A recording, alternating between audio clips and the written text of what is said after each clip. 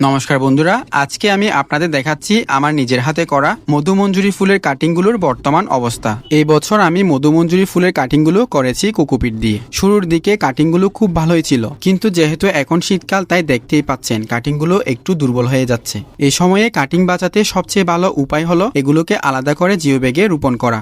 আমি খুব সাবধানে কাটিংগুলো ফলি থেকে বের করেছি, কারণ এই সময় রুট নষ্ট হয়ে গেলে পুরো গাছটাই নষ্ট হয়ে যেতে পারে। একে একে আমি 2টা মধুমঞ্জুরি কাটিং জিও ব্যাগে ভালো মাটি দিয়ে বসালাম এবং 4-5টা হালকা চেপে দিলাম। আপনার ছাদ বাগানেও যদি কি এরকম কাটিং থাকে তাহলে এই সময়ে জিও ব্যাগে বা টবে স্থানান্তর করে ফেলবেন, আর না হলে শীতের কারণে মারা যেতে পারে। ভিডিওটি ভালো লাগলে লাইক দিন এবং কমেন্টে আপনার অভিজ্ঞতা জানান। আর এমন বাগানের ভিডিও পেতে চ্যানেলটা সাবস্ক্রাইব করুন।